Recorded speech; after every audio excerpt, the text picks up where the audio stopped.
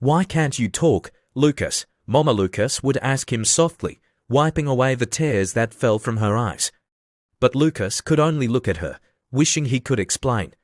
He wanted to tell her that he wasn't sad, but the words wouldn't come. Every day, his mother tried to teach him things, even though he couldn't talk. She would teach him the names of things around the house, the table, the chair, the goat, the tree. Lucas would point, and Mama Lucas would say the name. Sometimes, she would hold his hand and guide it to write letters on a piece of paper, hoping one day he would be able to write words. But Lucas couldn't write either. His hands would shake, and the letters would be messy and hard to read. It made him feel worse, like he was failing. Mama Lucas would smile at him and say, "You are doing your best, my son.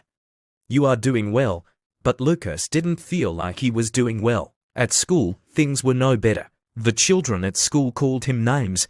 Some of them would point and say, "Look, it's the boy who can't talk."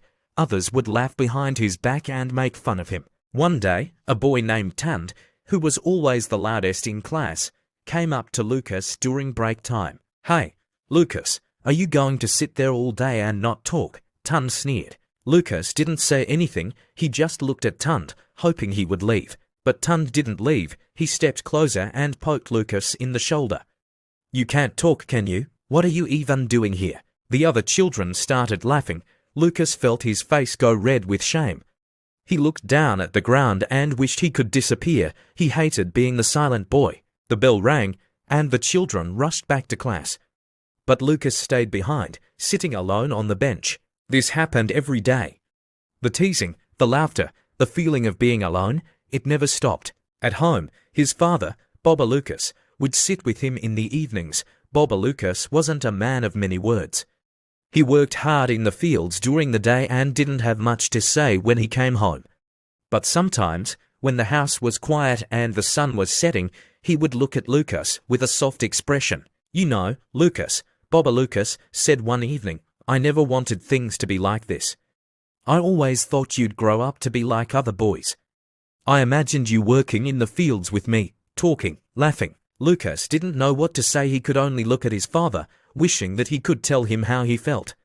He wanted to tell his father that he didn't need to work in the fields like the other boys. He was happy with the way things were. But the words wouldn't come. Baba Lucas sighed and rubbed his temples. "I don't know how to help you, Lucas. You're my son, but I don't know how to reach you." Mama Lucas heard him and came into the room. She smiled at Baba Lucas, though her eyes were full of worrying. "You don't have to help him the way you think, Baba," she said softly. "Lucas is special in his own way." But Baba Lucas didn't seem so sure. The family tried to carry on as best as they could. They went to church on Sundays, and Mama Lucas would sing in the choir. Lucas would sit quietly beside her, his hands resting on his lap. He loved to watch his mother sing. There was something about her voice that made him feel peaceful inside. It was gentle, like the sound of rain falling softly on the roof. He wished he could sing too. One day, after church, Lucas saw some of the other children standing outside, singing a song together. The sound was beautiful, and the words were easy to understand. Lucas felt something stir inside him. He wanted to join them.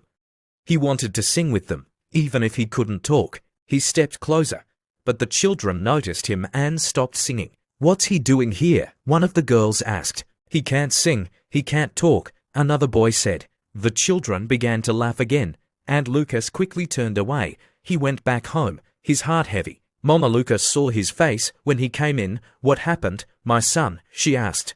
Lucas couldn't say anything. He just sat on the ground, his eyes full of tears. That night, as Lucas lay in bed, he listened to the sounds of the night. The wind was blowing through the trees, the crickets were singing their songs, and somewhere in the distance, a dog was barking. Lucas closed his eyes and listened. He listened to the world around him, and for the first time, he felt a strange peace. It wasn't like the silence that made him feel lonely. It was different. It was peaceful. He didn't know why, but for some reason, he liked the way the sounds of the night made him feel. He liked the quiet. He liked the calm. Maybe, just maybe, there was something special about being quiet. Maybe he didn't need to talk to be a part of the world. But still, the struggles didn't end. At school, Lucas tried his best. he tried to learn, even though the other children were always teasing him. One day, Madam Beasy asked the class to read aloud from their books. Lucas didn't want to stand up. He knew the other children would laugh at him, but Madam Beasy called his name. "Lucas, it's your turn," she said. Lucas stood up slowly. The other children were watching him, and he could hear them whispering, "Come on, Lucas, don't be shy, say the words," Tund called out, a grin on his face. Lucas felt his face turn red. He tried to speak, but nothing came out. Madam Beasy frowned. "Lucas, you know the answer, don't you?" she asked gently. Lucas nodded, but he couldn't speak. His throat felt tight, and his hands were shaking. "Just try, Lucas. I know you can do it," Madam Beasy encouraged him. But Lucas just stood there, silent.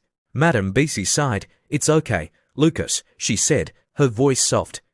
"Sit down. You don't have to do it today." Lucas sat down quickly. He didn't want anyone to feel sorry for him. He didn't want to be treated like he was different. But he was.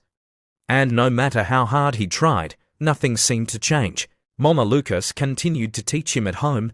Baba Lucas worked hard in the fields, and life went on. But for Lucas, it felt like the struggles would never end.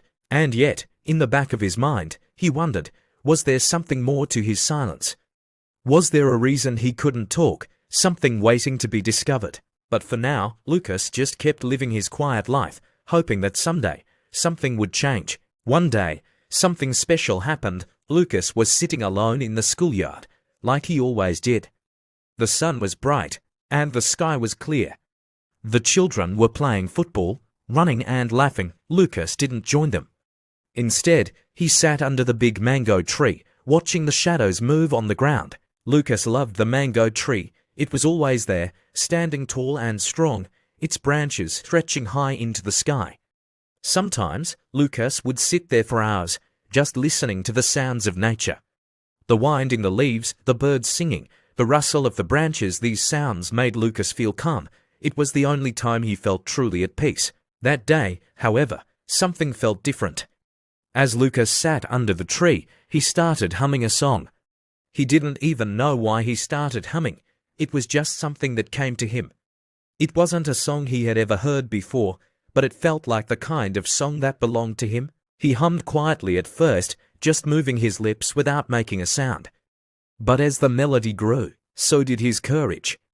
Lucas slowly started to sing. His voice came out, soft at first, but then it grew stronger, clearer. It was beautiful. Lucas stopped for a moment, surprised by the sound. He had never heard anything like it before. His heart raced with excitement. He was singing, but how? He wasn't sure how long he had been singing when a teacher, Madam Beasy, walked by. She had been talking to a group of students, but heard the beautiful voice coming from under the mango tree. "Who is that?" Madam Beasy asked, her eyes wide with surprise. She walked closer and saw Lucas sitting there, his eyes closed, his voice rising and falling like the wind. "Lucas," Madam Beasy whispered. Lucas stopped singing and opened his eyes. He saw Madam Beasy standing there, staring at him. That was beautiful," she said, her voice filled with wonder. Lucas blinked, confused. He didn't know what to say. Madam Beasy knelt down beside him. "You can sing, Lucas." Lucas looked at her, his heart beating fast. He didn't know what to do. He had never sung in front of anyone before. He had never even thought about singing. But now that he had, it felt right. "Don't be shy," Madam Beasy said, smiling. "You have a gift." Lucas looked down at his hands, unsure of what to do next. He had never thought of himself as special. He was the boy who couldn't speak. But here was this teacher, telling him that he had something special. "Would you sing for the school talent show?" Madam Beasy asked. Lucas's eyes grew wide with fear. The talent show. He couldn't possibly sing in front of everyone. What if they laughed at him?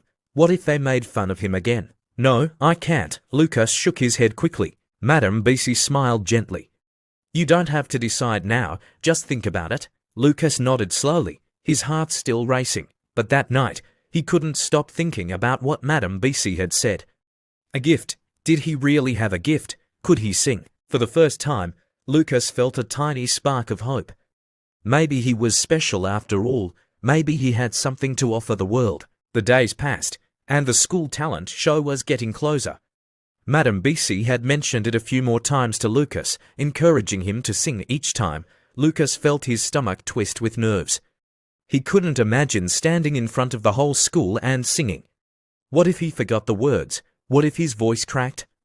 What if the other children laughed at him? He couldn't stop thinking about it. The idea of singing in front of the whole school was terrifying. But deep down, something inside him told him that this might be his chance. This might be his moment to show the world what he could do. One afternoon, Mama Lucas sat beside him on the porch. "How was school today, Lucas?" she asked, brushing his hair gently. Lucas looked at his mother, his heart heavy. He wanted to tell her about the talent show, but he wasn't sure how to say it. Finally, he nodded. I think I want to sing," he whispered. Mama Lucas's eyes widened in surprise. "Sing." Lucas nodded again, his heart beating fast. He wasn't sure if he could really do it. But for the first time, he felt like he wanted to try. Mama Lucas smiled, tears filling her eyes. "My son, you are brave. I know you can do this." The next day, Lucas told Madame BC that he would sing in the talent show. Madame BC was thrilled. "That's wonderful, Lucas. You're going to be amazing," she said. Lucas didn't feel amazing, he felt scared, but he was also excited. The day of the talent show arrived, and the school was buzzing with energy. The children were running around, practicing their dances and songs. Lucas felt a knot in his stomach. He stood in the back of the hall, watching the other students perform. Some of them danced, others told jokes, and some sang. Lucas felt so nervous, but he also felt like he belonged here, like this was his chance. When it was finally his turn, Lucas stepped onto the stage. His hands were shaking, and his heart was pounding in his chest. He looked out at the audience. They were all staring at him. Some of the children smiled, but others whispered to each other. Lucas took a deep breath and closed his eyes. Part 2 of this video is loading. We've just explored a truly fascinating story, and I'm genuinely curious to hear your thoughts on it. What resonated with you the most? Did anything surprise you, or perhaps spark a new perspective? Please share your insights and feelings in the comment section down below. Your voice is incredibly valuable, and I love reading your contributions.